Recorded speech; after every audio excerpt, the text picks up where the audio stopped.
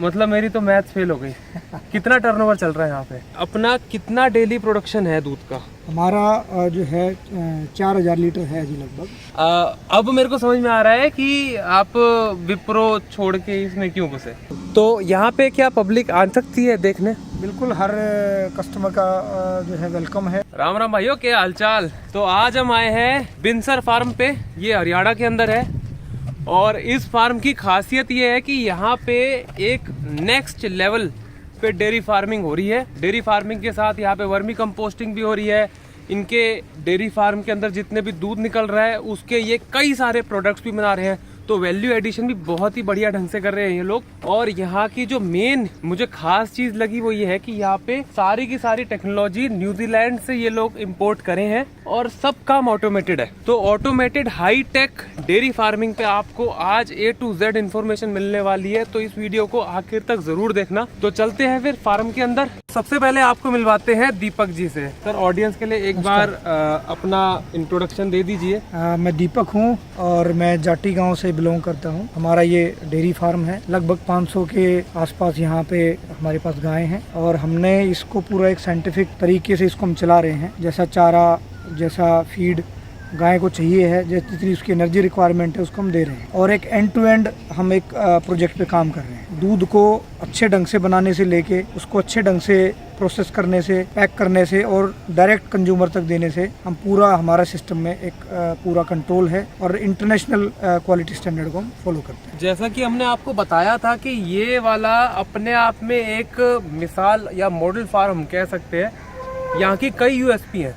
सबसे बड़ी USP ये है कि यहाँ पे लगभग सब चीज़ें ऑटोमेटेड है। चाहे वो चारा बनाने की मशीन हो, काटने की मशीन हो, मिक्सिंग करने की मशीन हो, आपका गोबर उठाने की मशीन हो, दूध निकालने की मशीन हो, तो सब चीजें इम्पोर्टेड टेक्नोलॉजी से यहाँ पे डेवलप हुई हैं। और I think one of the first and biggest ये हाईटेक डेयरी फार्म है। 2012 में एस्टेब्लिश हुआ है। और उसका सबसे बड़ा फायदा ये है कि यहाँ पे 500 गाय को मैनेज करने के लिए मात्र 10 लोग हैं। और उन 10 लोग में आपका वॉचमैन, डाटा एंट्री करने वाले लोग, दूध निकालने वाले लोग, चारा वाले लोग, मतलब सारे लोग 500 मतलब 50 गाय पे एक बंदा है। और अक्सर हम जो नॉर्मल डेयरी पे जाते हैं तो वहाँ पे ऐसा होता है कि एक गाय पे एक बंदा रहता है, पूरा दिन काम करता है। वो सब बात करने से पहले सर, आपका बैकग्राउंड क्या है?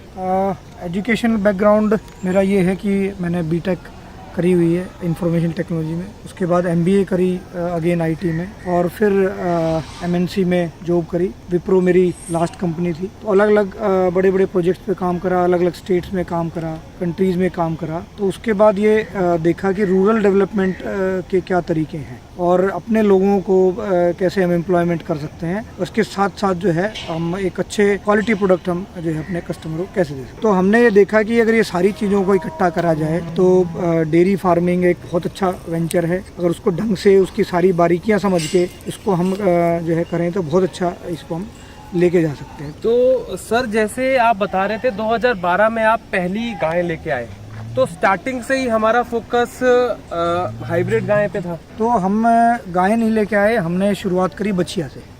क्योंकि हमारे पास कोई बैकग्राउंड नहीं था, कोई नॉलेज नहीं थी, कोई एक्सपीरियंस नहीं था। एक तरीके से जीरो से चालू। तो हमने बछिया से शुरुआत करी, उसको पालना शुरू करा।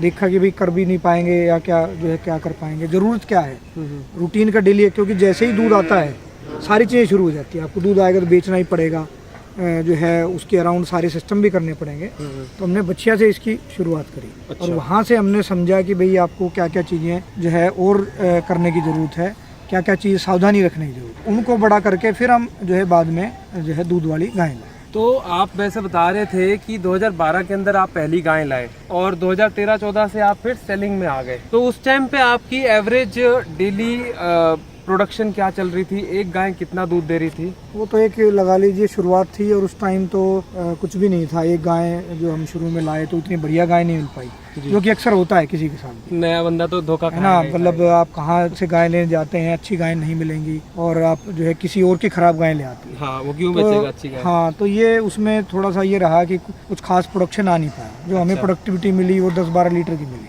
ओहो। बट धीरे धीरे हमने अच्छा सीमन यूज़ करके, इम्पोर्टेड सीमन यूज़ करके जो है आज एक अच्छी एवरेज तक हम जो है पहुँच गए हैं। तो वो शुरुआत ज़रूर थी, बट ये था कि शुरुआत में लर्निंग बहुत थी। आप अभी जैसा बता रहे थे कि अब आपका एवरेज डेली प्रोडक्शन पर गाय 25-30 लीटर के करीब है, और आपके पास कुछ एक आध गायें भी हैं जो 40-45 लीटर दूध भी दे रही हैं। तो उसमें वहाँ से यहाँ की जर्नी के मेन क्या हमारे फैक्टर है? अच्छा सीमन, मैनेजमेंट, तो मतलब 45 लीटर कैसे दे रही है आपकी दूध गाय? तो इसमें एक बहुत लंबा टाइम है जो कि ब्रीडिंग में लगाना होता है। ब्रीडिंग क्या है कि साल दर साल आप अच्छा सीमन यूज़ करोगे, उसके बच्चे अच्छे आएंगे, फिर उस पर आप अच्छा सीमन यूज़ करके उसके और अच्छे बच्चे आएंगे। नस्ल आपने तैयार करी है? एक तो नस्ल सुधार वाली जो चीज़ है, टाइम लगता है, बट आपको वहाँ तक जाना ही पड़ेगा और कोई तरीका भी नहीं है। दूसरा जो है फीडिंग है। जितनी अच्छी फीडिंग हम उसको देंगे, जितना साइंटिफिकली हम उसको बैलेंस करेंगे, उसकी एनर्जी रिक्वायरमेंट, प्रोटीन रिक्वायरमेंट, जितनी अच्छी ग्रोथ होगी, काफ से लेके काऊ तक, मतलब गाय के बच्चे से लेके और उसके गाय बनने, दूध देने तक, उसकी ग्रोथ कैसी है, वेट, वजन कैसा है, वो एक बहुत ज़रूरी चीज़ है। तो लगातार हम उसको जैसे 15 दिन में, महीने में वजन लेते हैं, तो उससे देखते हैं कि भाई उसका जो है वजन ठीक बढ़ रहा है। तो वो जो है हमारी जैसे बच्चियाँ है लगभग 2 साल में दूध देना शुरू कर दे, ब्याह जाती है। और जो दूसरा इम्पोर्टेंट पैरामीटर मैं कहूँगा कि यहाँ पे हम गाय को जो है अगर ख़राब होगी तो स्ट्रेट अवे नहीं निकाल सकते, तो हमें ऐसी गायें जो है ब्रीड करनी है जो कि लंबे टाइम तक ज़्यादा लैक्टेशन दे, 8 ब्यात, 9 ब्यात, 10 ब्यात तक अच्छा दूध दे। तो वो हमें जो है उस ब्रीड पे हम काम कर रहे हैं। दूसरा हमें ये भी देखना है कि दूध के अलावा एक गाय जो है बच्चा देने में कितना टाइम लगाती है, एक बच्चे से दूसरा बच्चा देने में कितना टाइम लगा, वो एक बहुत महत्वपूर्ण चीज़ है। कुछ लोग दूध को देखते हैं लेकिन ये नहीं देखते कि भाई अगली वो प्रेग्नेंट भी होगी, फिर बच्चा भी देगी। सही बात है। अगर मतलब 60 लीटर दूध भी दे रही है लेकिन 2 ही साल के लिए दिया, वर्सेस अगर 40 लीटर 45 लीटर दूध दिया और उसने 8 साल के लिए दिया, तो आप ओवरऑल देखो ना कितना ज्यादा आपको मुनाफा है। बिल्कुल, क्योंकि जो हम गायें बच्चियाँ जो है पालते हैं, वो अपने तीसरे साल के बाद जो है अपना मुनाफा वापस देने शुरू करते हैं। अच्छा। तो पहले तो उसकी लागत ही आती है इसको पालने में, उसको जो है बड़ा करने में। जी। तो उसके बाद उसकी एक्चुअल वो कीमत अपनी रिटर्न करनी शुरू करती है।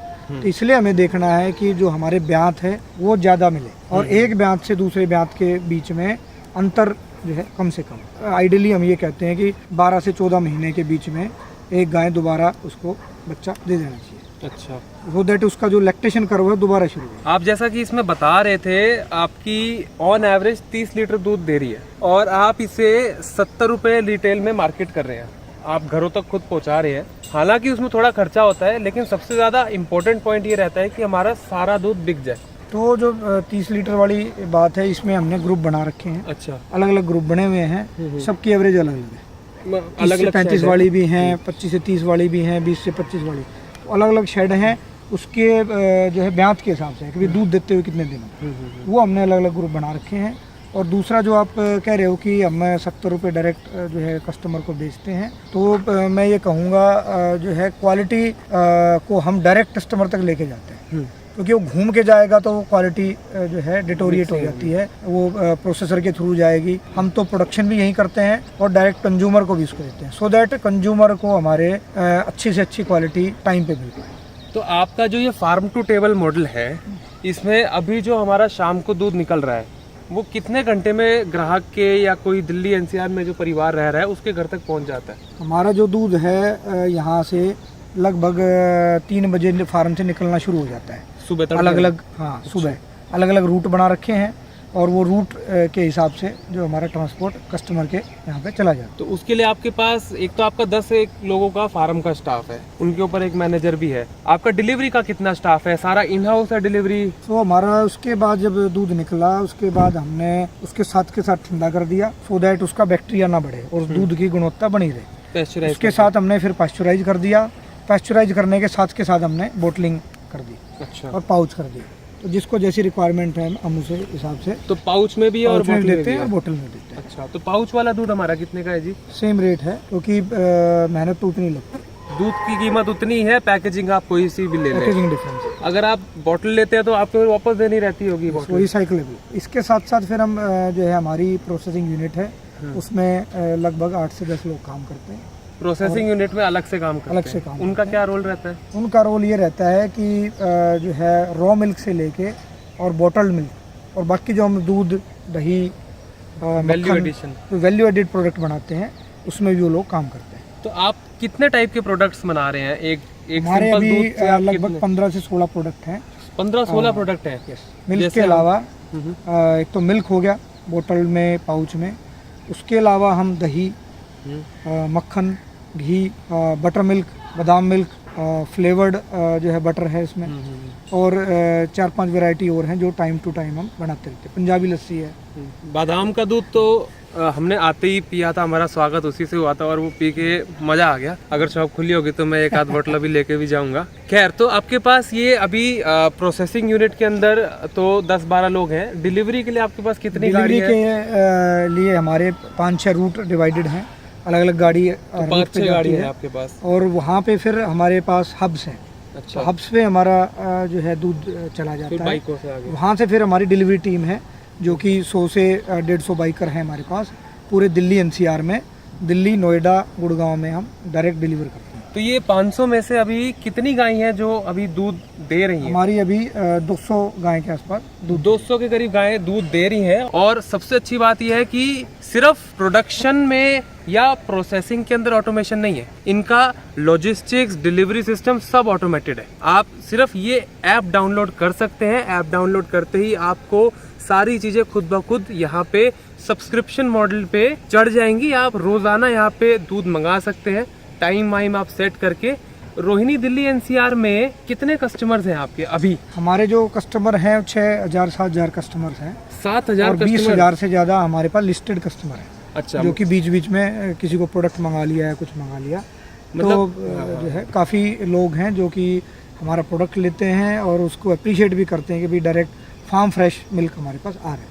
तो 7,000 हमारे डेली सब्सक्राइबर्स हैं जो इनसे डेली दूध ले रहे हैं। इसके अलावा 20,000 टोटल मंथली यूजर्स हैं, यानी कि मंथली ग्राहक हैं। कभी किसी ने कुछ टाइम मंगाया, घी ऑर्डर कर लिया, फिर घी ऑर्डर कर लिया, या कुछ टाइम के लिए कोई बाहर घूमने चला गया, या थोड़े टाइम के लिए नहीं लिया। तो कुल मिला के 20,000 महीने के कस्टमर्स हैं, जिसमें से 7,000 रोज मंगा रहे हैं। और ऑन एवरेज 1 लीटर दूध पीते हैं लोग आपके यहाँ से मंगा रहे हैं, ऑन एवरेज इतना है। तो इसका अगर हम माने तो 70 × 7,000, मतलब मेरी तो मैथ फेल हो गई। कितना टर्नओवर चल रहा है यहाँ पे? तो मतलब अब मेरे को समझ में आ रहा है कि आप विप्रो छोड़ के इसमें क्यों घुसे, और उसमें आपका ये प्रॉफिटेबल है? प्रॉफिटेबल है, और हम हर साल इसको धीरे धीरे एक्सपेंशन भी कर रहे हैं उसके साथ साथ। जी, आपने जैसे ये बताया 2012 में हमने चालू करा, आपने सबसे पहले ये वाला शेड डाला था, हाँ, तो जो पीछे वो शेड है, पड़ली हो रहा है जो, फिर आपने सेकंड ये शेड डाला, सेकंड ये डाला, सेकंड ये शेड डाला, फिर उसके बाद बच्चों का डाला। ठीक है। ये एक शेड जिसकी डायमेंशन 220 फुट है ये, 1 एकड़ का जो हिसाब है 220 फुट बाय, ये लगभग 40 फुट चौड़ा। 40 फुट बाय 220 फुट की हमारी एक शेड की, जो फुल्ली ऑटोमेटेड है। इसमें पंखे हैं वेंटिलेशन के लिए और टेम्परेचर कंट्रोल करने के लिए, मिस्टर एंड फोगर है। तो इसकी क्या कॉस्टिंग बैठी है जी? ये हमारा खाली शेड तो लगभग हमारा 35 लाख का आया था। बाकी नीचे बनाने में इतना ही पैसा हमारा जो है नीचे बनाने में। उसके बाद फिर ये साइड का हो गया, तो 70-80 लाख के बीच में। आज के टाइम में तो भाई लोहा महंगा हो गया, आज के टाइम पे नहीं बता रहा, ये जब बनाया आज तो करोड़ से ऊपर का सौदा है ये। तो ऐसे 3 शेडो रखे हैं, फिर आपकी इतनी बतेरो मशीन है। मतलब कुल मिला के आई थिंक लैंड को एक्सक्लूड कर दे तो 15-20 करोड़ का आपने इन्वेस्टमेंट भी कर रखा है। 12 तो कम से कम है, बाकी हर साल कुछ ना कुछ एडिशन हो ही जाता है। जी जी। और टर्नओवर का मतलब प्रॉफिट नहीं होता, इसके अंदर खर्चे होते हैं दुनिया भर के, लोगों के घर तक पहुंचाने, सैलरी है। कई साल ऐसे भी होंगे, आई एम वेरी श्योर, जो घाटे में गुजारे होंगे और अब जाके रिटर्न आने लगा होगा। फिर भी अभी ऑन एवरेज कितना हमारा परसेंटेज इसमें बच रहा है? बचता तो ऐसे देखा जाए तो हाथ में कुछ नहीं आता। अच्छा, सब जो है लगा देते हैं, सब वापस लग जाता है, तो हम घर कुछ नहीं लेके जाते। इसी को अच्छा बनाने के लिए हम जो है लगातार प्रयास करते रहते हैं। जी जी। और उसी में जो है पैसा लगता है। आपका देसी गाय पालन पे क्या विचार है? देखो, सारी गायें बढ़िया हैं, कुछ भी हम करें तो सारी चीज़ अच्छी है जी। बस हमें ये देखना चाहिए कि हम उसको क्या तरीके से कर रहे हैं। चाहे देसी गायें हैं या हमारी जो है बाहर की गायें हैं, फ़र्क कुछ नहीं है वो भी लाइव स्टॉक है, वो भी जिंदा चीज़। फ़र्क यही है कि हम जो उनको चारा दे रहे हैं क्या वो क्वालिटी वाला है, या उसको हम अच्छा दाना, अच्छा कंसनट्रेट दे रहे हैं। मेन चीज़ वो है, क्या हम उसका दूध जो है अच्छे तरीके से, हाइजीन तरीके से निकाल रहे हैं। तो सारी चीज़ अच्छी है, मैं किसी को ख़राब नहीं कहूँगा। और हम इस गाय को भी कहते हैं ये जो है ये बीमारी पैदा करती है, फलाना करती है। लेकिन हम अगर बाहर की बात करें, फॉरेनर कंट्रीज की बात करें, सारी यही गायें हैं, वो लोग हमसे ज़्यादा हेल्दी हैं। तो हम ये कैसे कह देंगे भाई इन गाय से जो है प्रॉब्लम होती है बीमारी। तो मेन चीज़ यही है कि हमारा जो इनपुट है, उनको फॉडर है, फीड है, वो कैसा है और उसको हमें हार्वेस्ट मतलब दूध कैसे निकाल रहे हैं, कितना हाइजीनिकली हम मेंटेन कर रहे हैं। तो लोग बात नहीं करते कि भाई बैक्टीरियल काउंट कितना है इसमें, क्या इसमें एंटीबायोटिक आपने गाय को लगाया है। तो एंटीबायोटिक देसी के भी लगाएंगे, इसके भी लगाएंगे, सेम असर होगा। तो इसमें एक गाय हमारी ऑन एवरेज, मतलब जैसे आपकी ये 40 लीटर वाली गाय है, ये कितने रुपए की कोई परचेज करना चाहे, आप क्या वैल्यू है इस गाय की, कोई खरीदना चाहे आप खरीद के लाएं कभी? ये देखो ऐसा है कि लगभग 4,000 से 5,000 रुपये लीटर जो है इनका रेट रहता है। वो डिपेंड करता है कि आप कौन से लैक्टेशन में खरीद रहे हो। अच्छा। तो लगभग ये 1.5 लाख की गाय मानो जो जर्सी में है हमारी। जर्सी गाय वैसे भी बढ़िया मिलती नहीं। अच्छा। अच्छे से अच्छे फार्म पे हम चले जाएं, गिनी चुनी जर्सी मिलेंगी। तो ये तो हमने कैलकुलेट ही नहीं करा, मतलब 1.5 लाख की एक गाय है, इंटू 500 गाय कर लो तो बहुत चीजें हैं। चलिए। अच्छा, ये सीमन आप बोल रहे थे इनको प्रेग्नेंट कराने के लिए, क्योंकि गाय दूध तभी देगी जब वो प्रेग्नेंट होगी, अपना बच्चा देगी। तो उसके अंदर बुल रखना चाहिए हमें, या उसको हम आर्टिफिशियल तरीके से इंजेक्शन वाला जो बोलते हैं वो करवाते हैं? अगर वो करवाएं तो आप कहाँ से ला रहे हैं, उसकी क्या कॉस्टिंग रहती है? तरीका तो देखो साइंटिफिकली एआई वाला ही बढ़िया है, आर्टिफिशियल इंसेमिनेशन, क्योंकि उसमें जो रिकॉर्ड है उसकी माँ का, उसके बाप का, उसकी बच्चिया का और उसकी अगली बच्चिया का, वो सारा रिकॉर्ड लगभग 3 से 5 जनरेशन का रिकॉर्ड रहता है, मेंटेन। उसमें सारा हमें पता लग जाता है भाई ये जो है प्रोजनी है ये बढ़िया है। उसमें से वो बुल को सिलेक्ट करते हैं, उसका सीमन बनाते हैं और उसमें कोई बीमारी नहीं है वो भी टेस्ट करते हैं। बुल में बीमारी हो सकती है, वो सारी जो है और गायों को भी बीमार जो है कर सकता है। तो ब्रीड एक तरह से एआई से ही अच्छी डेवलप कर सकते हैं। एक एवरेज इनको प्रेग्नेंट कराने का खर्चा क्या आ जाता है? हो सकता है एक बार में हो जाए, हो सकता है 2 बार में हो जाए। तो लगभग हमें एक गाय को करने के लिए 1.5 से 2 सीमन जो है लगाने पड़ते हैं। 2 सीमन का क्या खर्चा आ जाता है? लगभग डिपेंड करता है कि इम्पोर्टेड है तो वो 400 से 500 रुपए का जो है एक सीमन आता है। अच्छा। बट उसकी वैल्यू भी है, फिर वो आगे रिजल्ट देता है। मतलब लोग 20 रुपए वाला 30 रुपए वाला ही लगवा लेते हैं, बट उसके बीज तो देखो हर चीज़ में सबसे इम्पोर्टेंट है। बीज अच्छा नहीं होगा तो आगे कुछ भी अच्छा नहीं होगा।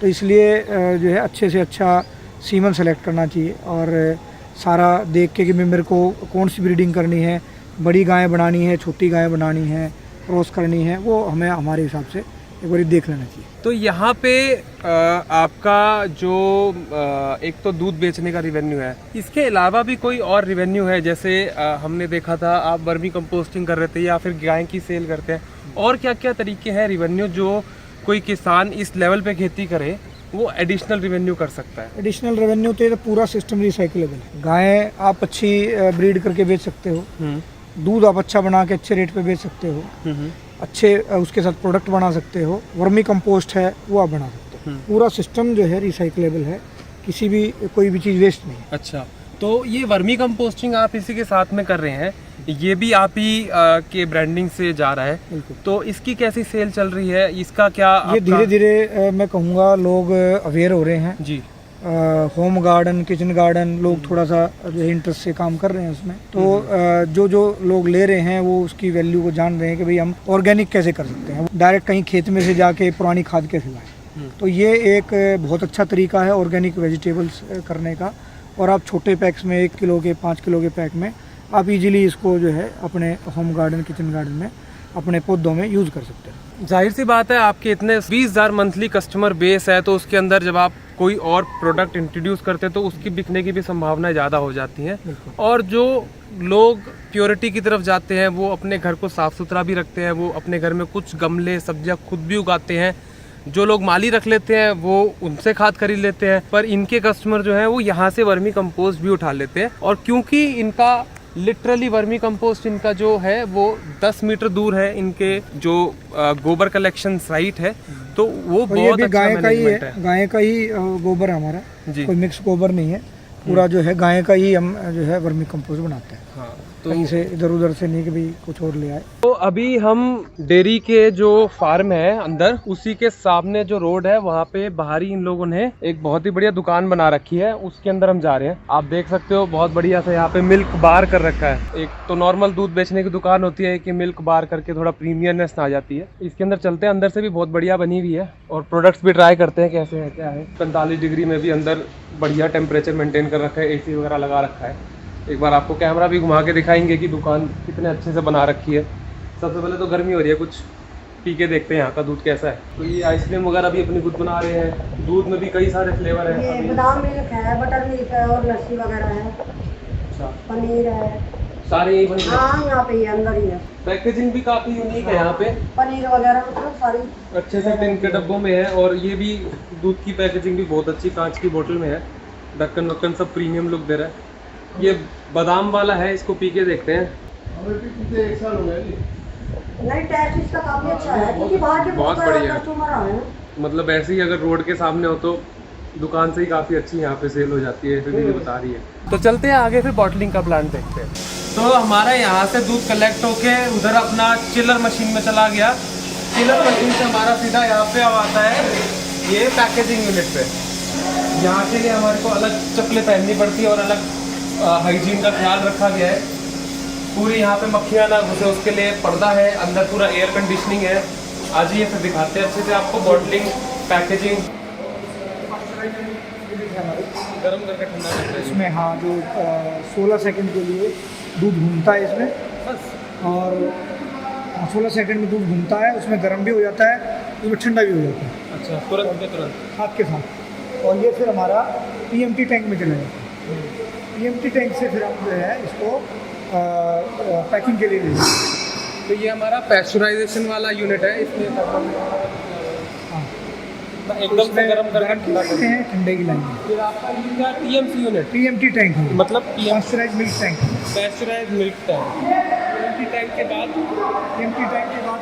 हमारा जो है पैकिंग यूनिट में आ जाता है। पैकिंग यूनिट में यहाँ दूध आ जाता है और उसमें फिल्टर लगे हुए हैं। फिल्टर से भाई कुछ भी ऐसी चीज़ ना जाए तो उससे आगे फिर पैकिंग मशीन है, ये बोतल यहाँ रखी जाती है, खाली बोतल है, सील लग के तो फाइनली कोल्ड रूम में चल रहा है। अच्छा, तो ये हमारा फिल्टर है कि जो दूध हमारा पैस्चराइज होकर दूध इधर आने आ गया TMC मशीन में, फिर इधर आके हमारा फिल्टर मशीन में आ गया। फिल्टर मशीन के बाद हमारा ये बॉटलिंग यूनिट है जो रात में चलता है। इसकी भी आपको वीडियो दिखाएंगे। तो इसके अंदर मतलब दूध आप ऑटोमेटिक पैकिंग शैकिंग हो जाएगी सारी। ऑटोमेटिक यहाँ बोतलें, खाली बोतलें हम रख देते हैं, ठीक है, दूध अपने आप भरता हुआ आगे निकल जाता है। हाँ। फिर उसकी कैपिंग होती है, सीलिंग होती है। अच्छा जी। तो ये कितना घंटे में कितनी सील कर देता है? ये लगभग हमारी 2000 लीटर पर आवर की फिलिंग होती है। 2000 लीटर एक घंटे में, मतलब 2000 बोतलें एक घंटे में। है। तो इसके अंदर आपका ये है कि 7000 कस्टमर के लिए आपकी मात्र 3 घंटे के अंदर सारी बोतलें ये कर करा के छुट्टी कर देता है। जो अगर हाथ से करना चाहे तो 4 दिन लग जाएंगे, सब टूटी वूटी लग हाइजीनिक तरीके से और हाथ टच नहीं हुआ एक बार भी। इस पूरे प्रोसेस में कहीं पे भी हाथ टच नहीं हुआ। दूध निकलने से लेके दूध की फिलिंग तक जो है सारा सिस्टम ऑटोमेटिक है और पूरा हाइजीनिक सिस्टम है, अनटच्ड। तो इन मशीनों की क्या कॉस्टिंग होगी कुछ अंदाजन? तो ये लगभग हमारा जो है 70-80 लाख का सेटअप है। ये पूरा का पूरा सेटअप सेटअप है जो आप हाँ और मशीनें भी लेके आ रहे हैं सो दैट इसको हम और स्केल करें। तो आज के टाइम पे ये 1 करोड़ के करीब का सेटअप है सारा। ये तो बॉटलिंग का हो गया। आपने जैसे बोला था आपका दूध पैकेट में भी होता है, ये तो जो है हाँ पैकिंग मशीन है जी। इसी तरह जैसे PMT टैंक से हमारा दूध इस बोतल फिलर मशीन में आ रहा था जी, इस तरह वहाँ से दूध हमारा ऊपर आ जाता है। अच्छा, ये ऊपर से आ गया आपका दूध। एक यूनिट है उसमें भी फिल्ट्रेशन होती है, उसमें भी जो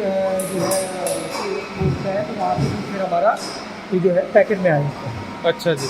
तो ये आपकी ऑटोमेटिक पन्नी वाली मशीन है। हाँ, इसकी क्या कैपेसिटी है जी? ये भी हमारा जो है लगभग 1500 लीटर से 2000 लीटर पर आवर भर जाता है। वही 1500-2000 लीटर पर आवर। ठीक है जी। तो ये हमारा कोल्ड रूम है, ब्लू स्टार कंपनी का, वन ऑफ द बेस्ट है। इसमें क्या क्या आप यहाँ पे फिर जैसे ही हम पैक करते हैं, पैकिंग के बाद सीधा हम कोल्ड रूम में ले आते हैं। अच्छा जी। सो दैट हमारी कोल्ड चेन जो है बनी रहेगी। तो एक बार दूध निकलने के बाद आप 3 डिग्री से 4 डिग्री पे दूध को मेंटेन रखते हैं और वो घर जाने तक कस्टमर के वो उतने पे ही रहेगा, फिर घर पे भी वो अपना फ्रिज में डाल दिया। देखिए लोग बहुत जगह से दूध लेते हैं, बहुत अलग अलग ब्रांड यूज करते हैं। हमें यही देखना है कि उसका जो टोटल प्रोसेस है वो कितना कंट्रोल है, वो क्या फार्म से जो है आ रहा है, वहाँ पे कितनी हाइजीनिक प्रैक्टिस मेंटेन्ड है, कौन से फार्म पे आ रहा है, किस तरह का फीड एंड फोडर दिया जा रहा है, वो सारी चीज़ें बहुत इंपॉर्टेंट है। और कैसे कोल्ड चेन, कैसे उसकी फिलिंग जो है हो रही है और कैसे आपके घर तक आ रहा है। तो दूध के बनने से लेके पैक होने तक और आपके घर तक डिलीवर होने तक पूरी कोल्ड चेन और पूरी हाइजीन जो है मेंटेन होनी चाहिए। आप तो सारा खुद ही कर रहे हैं? हम सारा आपकी तो गाय से लेकर पैकेजिंग, प्रोसेसिंग, लॉजिस्टिक्स सब है, सब अपने। और इसीलिए शायद आप इसमें मुनाफा कमा पा रहे हैं, क्योंकि मैं कह रहा हूँ मुनाफे के साथ साथ हम कस्टमर को एक बहुत अच्छी जो है प्रोडक्ट क्वालिटी भी मेंटेन कर पा रहे हैं। ये आप इस कोल्ड रूम के अंदर जो सब स्टोर करते हैं, तो पनीर वगैरह कैसे बनता है आपका? खुद ही है यहाँ पे सारा? पनीर की घी, पनीर जो सारे आइटम थे, घी पनीर की वेरिएंट है। अभी हम अपने दूसरी यूनिट पे बना रहे हैं। अच्छा, तो उसकी मशीनें अभी हम यहाँ पे लेके आ रहे हैं, तो सारा सिस्टम दूसरे के लिए होगा। अच्छा। पहले हम national institute of food technology and management में अपना प्लांट चला रहे थे, वहाँ पे सारी जो है मशीनें, सारे प्रोडक्ट बना रहे थे। वहाँ से अभी हम यहाँ पे लेके आ रहे हैं। तो केसर वाला दूध जो फ्लेवर्ड मिल्क है वो सब आपका दूसरा साइट है? ठीक है जी। तो ये देख सकते हैं वर्मी कंपोस्ट की इनकी पूरी पैकेजिंग की यूनिट है। थोड़ा जाने की कोशिश करते हैं उस तरफ। तो ये इनका पूरा वर्मी कंपोस्ट का यूनिट है, जो पीछे हमने देखी थी केचुआ खाद के लिए बेड्स बना रखी थी, वो यहाँ पे इनकी सॉर्टिंग ग्रेडिंग की मशीन है, जहाँ पे ये सॉर्टिंग ग्रेडिंग होती है, फिर आपकी यहाँ पैकेजिंग होती है। तो इस हिसाब से 3-4 जगह डाइवर्सिफाई कर रखा है, और डाइवर्सिफाई करना ज़रूरी है, क्योंकि सिर्फ एक चीज़ पर निर्भर रहेंगे तो उसमें घाटा भी हो सकता है। तो आप 4-5 चीज़ें अगर करते हैं तो उसमें थोड़ी मेहनत ज़्यादा लगती है, बट आपका उसमें प्रॉफिट मार्जिन इंक्रीज हो जाता है और रिस्क मैनेजमेंट हो जाता है। इसी हिसाब से यहाँ पे नर्सरी भी बहुत अच्छे से डेवलप कर रखी है। जो ये आते जाते जो इनके ग्राहक हैं, क्योंकि ये फार्म बिल्कुल रोड पे है, तो उनके लिए ये नर्सरी भी तैयार कर रखे हैं। यहाँ पे बहुत ही सुंदर सुंदर से गमले हैं, जो हाउस गार्डनिंग के अंदर प्लांट्स इस्तेमाल होते हैं। थोड़ा अंधेरा हो गया, पता नहीं दिख पा रहा होगा या नहीं। तो आप देख सकते हैं ये जेड के पौधे हैं, और भी भिन्न भिन्न प्रकार के मनी प्लांट से लेकर हर चीज। इसी के साथ यहाँ पे आपका वर्मी कंपोस्ट का भी है। तो आप ये देखिए ना कि जब कोई ग्राहक आ रहा है, वो दूध लेता है, वो यहाँ विजिट करने आएगा, क्योंकि उसको देखना है कि असलियत में दूध आ रहा है नहीं आ रहा, तो वो विजिट करने आ रहा है। तो वहाँ से ये केचुआ खाद भी लेके जा रहे हैं बाहर। 10 टाइप के नए प्रोडक्ट ट्राई करके जा रहे हैं, घर के लिए या गिफ्टिंग पर्पस के लिए। कुछ हमारी नर्सरी से भी लेके जा रहे हैं। तो ये बहुत अच्छा मुझे लगा कि आपने एक्सपेंशन के साथ साथ डाइवर्सिफाई भी किया है। और एक थोड़ा लास्ट सवाल मेरा ये रह गया था, ये जो हमारा न्यूजीलैंड के साथ का पार्टनरशिप है, ये मेरे हिसाब से भारत का पहला है और ओनली है। बिल्कुल, डेयरी में जो है इंडिया का पहला कोलैबोरेशन है न्यूजीलैंड के साथ। इजराइल के साथ सुने हैं, स्विट्जरलैंड के साथ सुने हैं? नहीं, वो गवर्नमेंट लेवल पे है, कि किसी भी प्राइवेट लेवल पे है कोलैबोरेशन जो है डेयरी में, वो हमारे ही फार्म के साथ है। और लगातार वहाँ से कुछ ना कुछ हमें सपोर्ट मिलती रहती है। सपोर्ट आपका मतलब उन्होंने इन्वेस्ट भी करा हुआ है पैसे के मामले में, और टेक्नोलॉजी भी देते हैं? बिल्कुल, देखिए न्यूजीलैंड में तो डेयरी एक प्राइम बिजनेस है जी। वहाँ बड़े बड़े डेयरी फार्म हैं, तो नॉलेज बहुत है। पूरा सिस्टम डेयरी फार्मिंग के अराउंड ही है, और वो बहुत बड़े लेवल पे दूध को SMP को एक्सपोर्ट करते हैं। तो वहाँ से जो है वेटनरी डॉक्टर्स आते हैं, इंटरनेशनल क्वालिटी कंसल्टेंट्स आते हैं, जो हमें बताते हैं कैसे दूध को इंटरनेशनल पैरामीटर पे क्वालिटी स्टैंडर्ड्स पे लगातार हम जो है प्रोड्यूस करें, और कैसे जो है अपने कस्टमर को सेम क्वालिटी जो है अच्छे से अच्छे प्रोडक्ट्स बना के दें।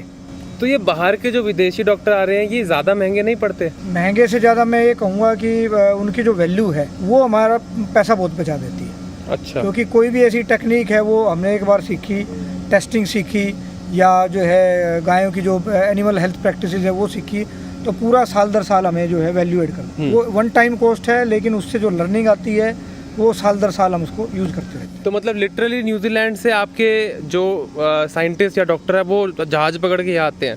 बिल्कुल बिल्कुल। अभी आप परसों की बात बता रहे थे। हाँ, अभी आके गए हैं वो, 15-20 दिन पहले आके गए हैं, और वो लगातार इंश्योर करते हैं कि भाई हमें इसको एक नॉर्मल डेयरी की तरह ना चला के एक ढंग से ऐसा सिस्टम चलाएं जो कि अपने आप में जो है एक बहुत अच्छी क्वालिटी के प्रोडक्ट्स को प्रोड्यूस करे और कस्टमर भी हमारे जो है उसको अच्छे से अच्छे क्वालिटी को अप्रिशिएट करता है। जी जी जी, तो ये तो बहुत अच्छी बात है। और सबसे अच्छी बात ये लगी मेरे को कि बाहर की कंपनी अगर सिर्फ टेक्नोलॉजी देती है तो पैसे ऐंठने की कोशिश करती है, बिल्कुल महंगी से महंगी, लेकिन यहाँ पे उन्होंने हिस्सेदारी भी कर रखी है, हिस्सेदारी भी करी, नॉलेज भी दी, अपने जो पैसा भी technology डाला है, उन्होंने अपना, वो भी दी, तो हर तरह का उन्होंने जो है सपोर्ट दिया। तो फॉरेन डायरेक्ट इन्वेस्टमेंट का ही एक ये मॉडल है जिसके अंदर Agriculture में हाँ, तो इसी वजह से मैं बोल रहा था कि ये देसी फार्म नहीं है, लेकिन ये भी एक फार्म है जो होना चाहिए और आप लोगों को देखना चाहिए।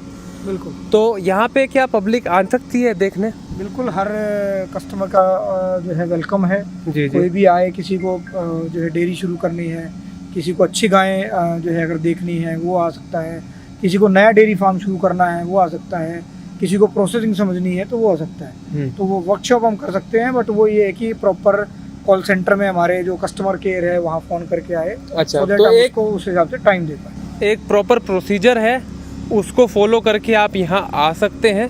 हम भी यहाँ वक्त मांग के आए हैं, तभी इन्होंने हमें टाइम दिया और बहुत अच्छी खातिरदारी की है। बट आपको ये समझना पड़ेगा कि प्रॉपर बिजनेस है, एक स्टैंडर्ड है यहाँ पे, तो अपॉइंटमेंट लेके आइएगा, इन्फॉर्म करके आइएगा। तो आज की वीडियो के लिए इतना ही। उम्मीद करता हूँ कि आप लोगों ने कुछ सीखा होगा।